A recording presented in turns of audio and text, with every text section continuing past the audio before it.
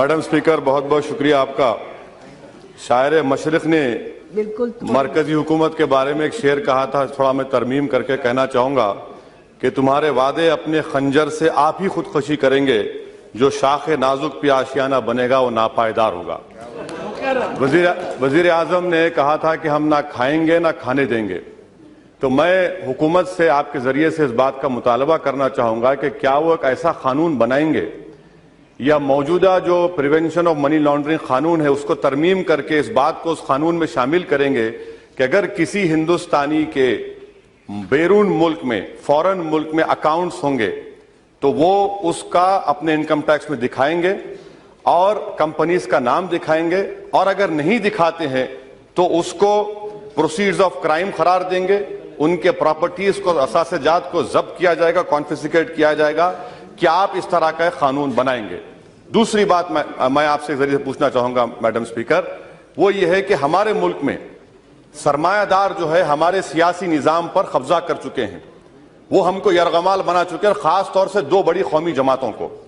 उसका यहां पर जो बहस हुई, कोई इस बात का शायद ही कम लोगों ने मुतालबा किया कि पार्टिसिपेटरी नोट्स पर, मैं कह रहा हूं कि उस पर बैन लगाइए।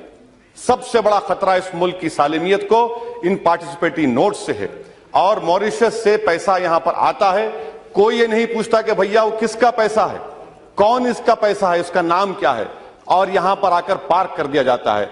आज हम जानते हैं कि इराक में एक बगदादी बैठा हुआ है जिसने $80 मिलियन का पैसा कमाया है। अगर वो कंपनी बनाएगा मॉरिशस में और पैसा स्टॉक एक्सचेंज में डालेगा, हमारा स्टॉक एक्सचेंज को भी खराब तबाह कर सकते हैं, मुल्क में दहशतगर्दी का भी पैसा आएगा।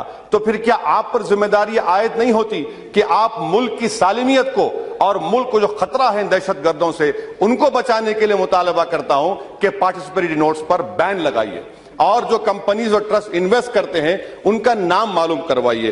तीसरी बात मैं पूछना चाहूंगा कि HSBC से जो नाम आए हैं वो फ्रांस के एक फ्रांसीसी नेशनल ने हमको दिए हैं।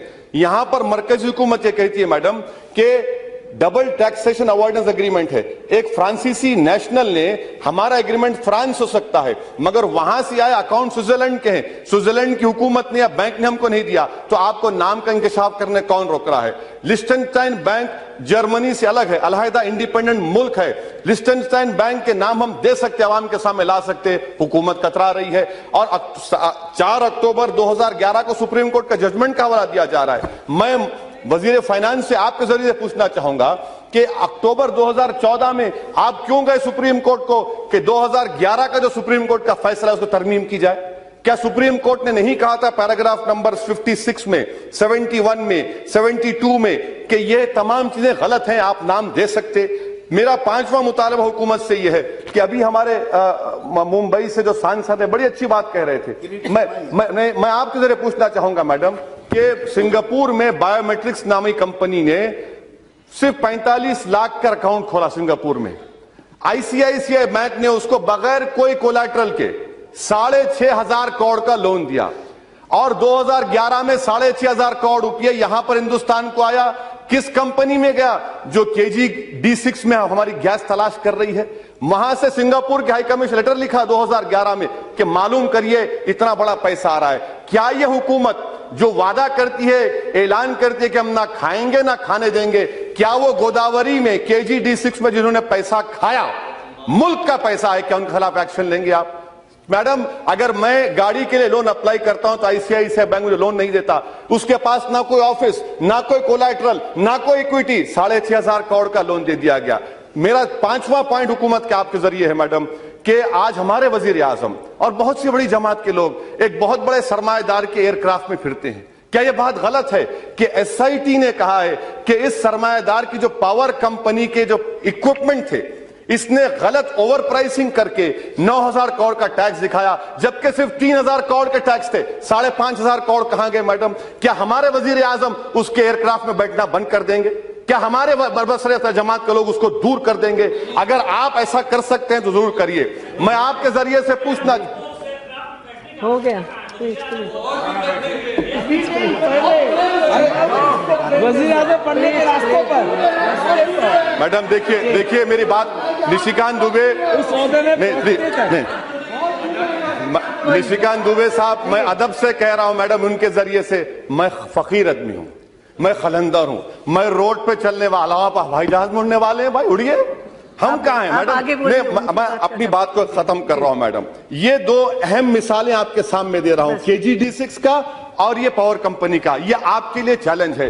अक़वाम मुत्तहिदा के, यूनाइटेड नेशन का जो कन्वेंशन है, आर्टिकल 14, 23, 40, 46, 52, क्या आप इसको शामिल करेंगे? ये आप मुल्क को गलत बावर करा रहे हैं। आखिरी बात मैडम, हमारे हिमाचल प्रदेश के रुकने पार्लियामान ने कल कहा था करप्शन के बारे में। मैं उनसे पूछना चाह रहा हूं, भैया IPL का क्या है?